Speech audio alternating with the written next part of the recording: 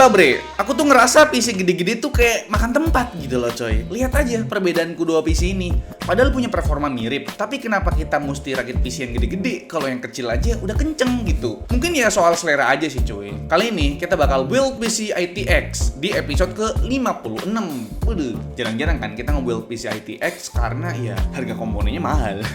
Sebelum itu terima kasih buat Bregiri yang udah percayain rakit PC ITX ke kita. Alhamdulillah buat nambah konten rakit PC bulan Juli ini. Ya wis, nggak usah lama-lama, ke Jakarta dari Surabaya. Jauh banget ya. Apa aja sih komponennya? Let's go. Komponen pertama, kita mulai dari prosesor dulu. Di sini kita pakai kubu merah yang terkenal punya iGPU yang kenceng. Yap, ini adalah AMD Ryzen 5 5600G yang baru beberapa waktu lalu kita pernah rakit juga. Prosesor ini punya 6 core 12 thread dan punya iGPU atau Radeon Graphics dengan codename Zen yang punya 7 core dengan frekuensi 1400 MHz. Buat tekan budget, kita nggak pakai GPU eksternal bre. Cuma ngandelin si Zen ini lumayan lah kalau buat main game-game ringan settingan grafik low. Lanjut ke motherboardnya, karena kita lagi build PC ITX, tentu pilih form factornya cuma ITX aja. Dan seperti biasa, kita selalu mengutamakan produk dari ASRock yang emang paling ramah kantong kan. Tapi ternyata nggak semudah itu buat cari B550M ITX-nya dari ASRock. Kita udah cari kesana kemari, store online, store offline, udah kita tanyain semua. Bahkan sampai tanya ke distrinya langsung, tapi tetap aja zonk. Akhirnya kita pakai dari Gigabyte B550i Aorus Pro AX dengan soket AM4 pastinya. Secara tampilan Mobo ini cukup gahar ya bre ya.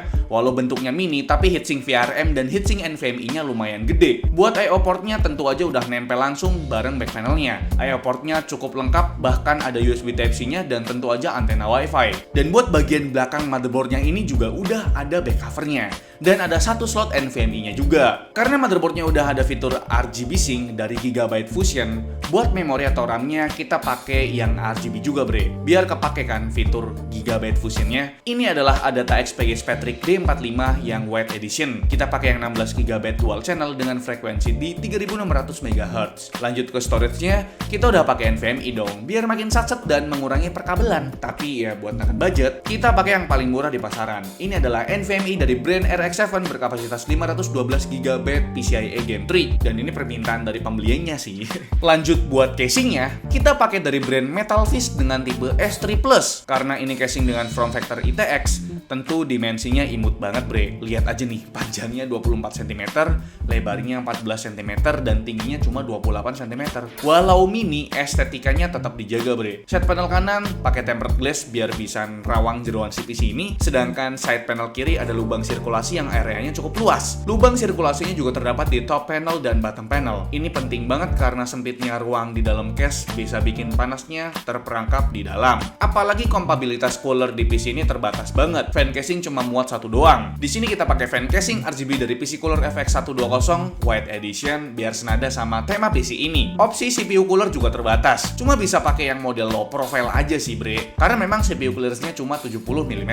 Sedangkan GPU clearance-nya sekitar 230 mm. Masih bisa lah pakai Vega Dual Fan. Kalau buat PSU-nya udah pasti cuma muat form factor SFX dan SFXL aja. Karena butuh PSU dengan form factor SFX, kita agak pusing nih cari unitnya. Karena ya gitu, selain mahal, barangnya juga langka. Awalnya ngincer punyanya Cooler Master SFX V650, tapi lah stoknya kosong kabeh ya kan. Jadinya kita pakai dari brand Enermax. Ini adalah Enermax Revolution SFX berkapasitas 650 watt, 80 plus gold. Buat perkabelannya tentu udah full modular dan punya efisiensi daya hingga 92% berkat sertifikat 80 plus goldnya. Kipasnya berdiameter 80 mm-nya juga cerdas karena ada fitur auto stop kalau load PSU-nya di bawah 30%. Ini berguna banget buat ngejaga keheningan ruangan kerja kita pastinya. Sekarang kita lanjut ke proses rakitnya bre. Sebenarnya sama aja kok, rakit PC ITX sama rakit PC biasa. Bedanya di volume case-nya aja yang lebih sempit. Langkah pertama udah pasti pasang si Ryzen 5 5600-nya ke soket AMD AM4 di motherboard ini. Terus lepas dulu bracket bawaan motherboard karena kita pakai stock cooler. Baru deh pasang dan baut coolernya ke back panel bawaan motherboard. Oh iya, buat pastanya udah termasuk di stock coolingnya bre. Praktis banget kan? Jangan lupa pasang kabel fan-nya ke port CPU fan di motherboard. Selanjutnya kita pasang SSD NVMe-nya bre. Kita buka dulu heatsinknya yang cukup tebel ini. Pas udah dibuka, lah kok ada heatsinknya lagi? Buset, dual heatsink dah nih. Kalau NVMe-nya udah kepasang lengkap sama heatsinknya, pasang juga memori atau RAM-nya. Pasang kedua slotnya yang mantap bre. Jangan ragu-ragu gitu. Lanjut kita trondolin casingnya.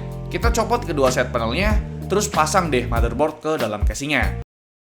Jangan lupa baut keempat sisinya. Terus pasang dah kabel USB 3 dan kabel front panel ke unit motherboardnya ini. Selanjutnya kita siapkan power supply. Karena ini power supply full modular, kita bisa pilih kabel yang dibutuhkan aja. Di PC ini kita cuma butuh kabel 4+4 pin buat CPU dan kabel 24 pin buat power motherboardnya. Kalau udah kepasang tuh kabel, baut deh ke casingnya. Oh iya, biar tampilannya makin estetik, kita pakein sleeve cable buat 8 pin dan 24 pinnya. Kita pilih yang warna putih, bre. Sambil hubungkan kabel sleeve-nya ke kabel power supply, jangan lupa perhatiin juga kabel manajemennya biar nggak terlalu berseliweran. Selanjutnya kita pasang fan casingnya, bre.